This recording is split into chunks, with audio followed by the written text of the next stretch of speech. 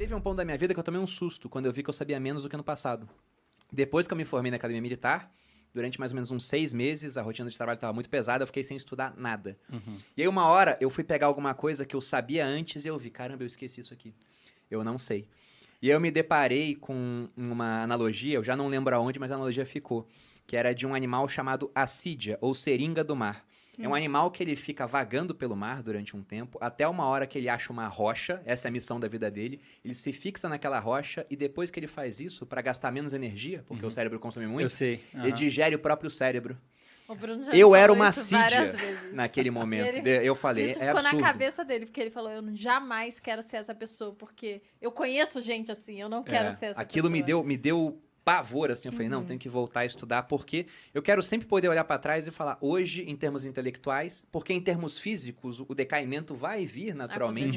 Intelectual também, né, no futuro isso vai acontecer, mas eu sempre queria saber mais do que antes. Então, você falou do papel da motivação, essa é a minha motivação para estudar. Você O não quanto quer que a ser uma motivação assídia. é importante nesse processo, porque a motivação vem e vai, né? Exatamente. E é interessante porque, assim, os pacientes que chegam, né, no consultório, por exemplo, da psicologia, né, questionando isso, né? Ah, eu quero estudar, eu quero saber mais, mas, assim, eu não consigo fazer isso, né?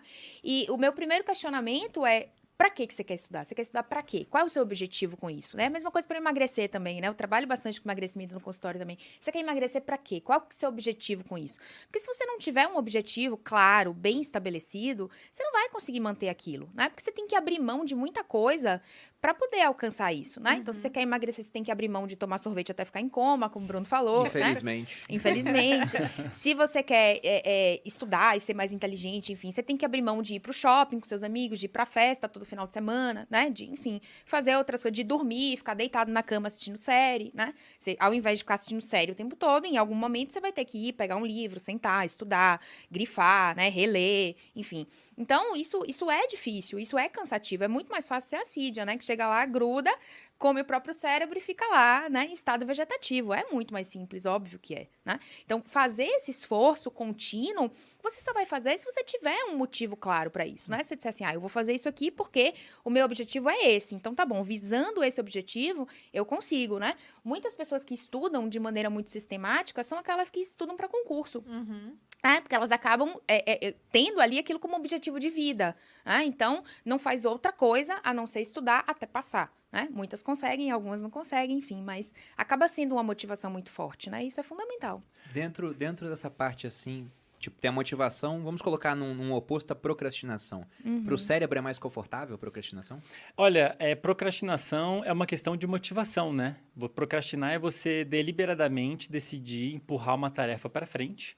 E você só vai fazer isso porque você tem alguma questão motivacional te fazendo fazer isso.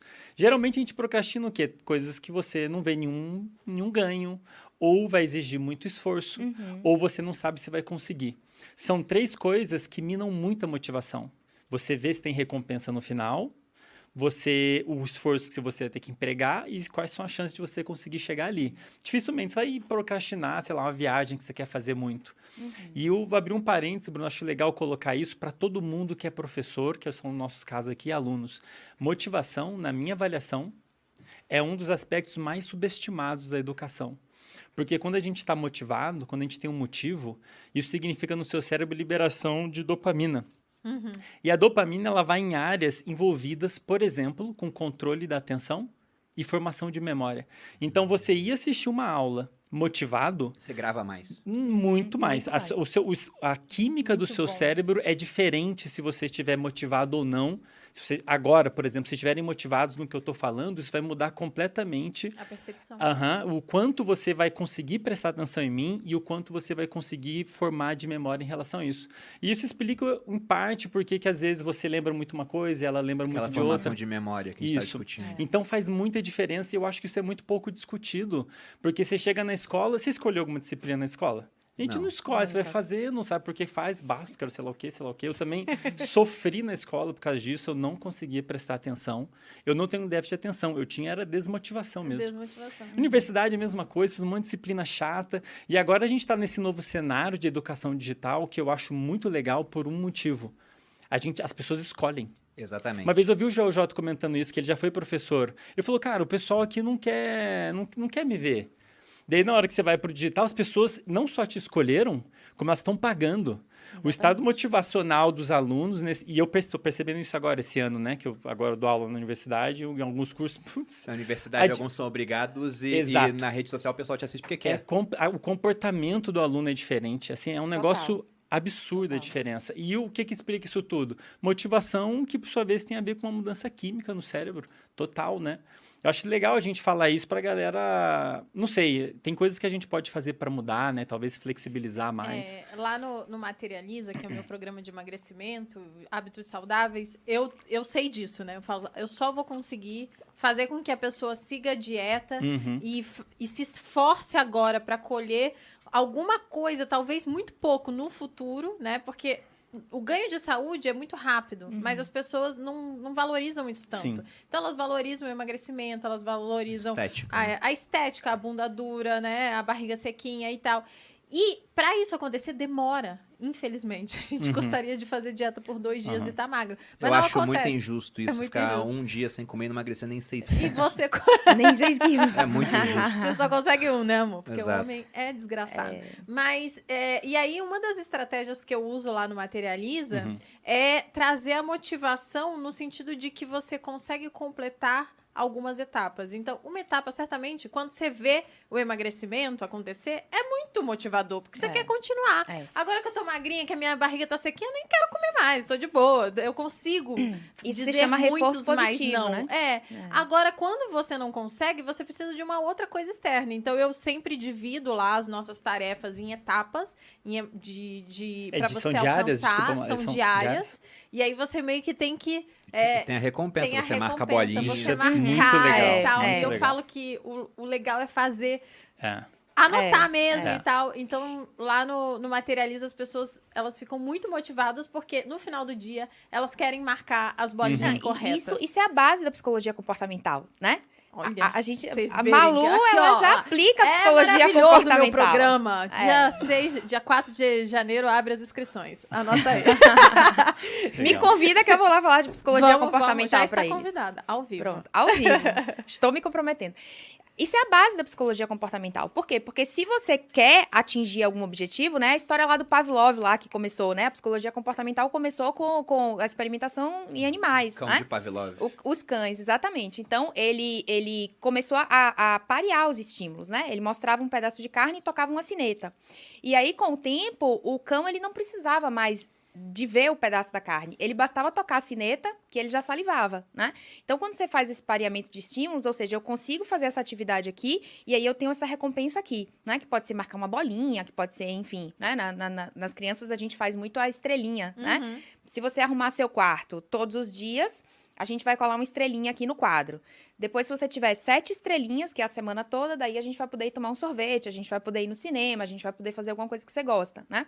Pra quê? Pra motivar a criança, pra ela ter ali a estrelinha dela colada todo dia e chegar no 7º dia ela poder fazer alguma coisa. A mesma coisa que você faz com seus alunos, né? Sim, exatamente. Todo dia preenche a bolinha. Quando você preencher tantas bolinhas, aí você vai ter direito a ganhar alguma coisa, enfim, a fazer alguma coisa que você gosta, né? Então, essa é a base, assim, né? Nossa, isso facilita demais. Agora, em relação à procrastinação, Bruno, que você falou... em relação à procrastinação que você falou, assim, a gente tem um mecanismo da procrastinação, né? Porque eu tenho uma atividade, como o Andrei falou, né? Chata, ruim, que eu não gosto, burocrática, né? Que eu adio fazer. Então, na hora que eu sei, por exemplo, uma coisa que eu tenho muita dificuldade é imposto de renda. Todo ano eu perco o prazo. Eu queria que a gente adiasse pra sempre. Eu também Eu queria. queria. Mas, enfim, todo ano eu perco. Eu acho absurdo a Receita Federal saber mais da minha vida do que a Malu, por exemplo. É um absurdo. E não é porque eu escondo dela, porque ela não faz questão de saber quanto de dividendo caiu na vírgula, entendeu? Mas a Receita quer. É. Então, eu sempre perco o prazo, né? E aí, o que acontece? Eu penso assim, falta 1 semana pra eu ter que fazer a declaração. Daí vem uma ansiedade, né? Eu começo a ficar ansiosa. Eu penso, ai meu Deus, eu tenho que fazer.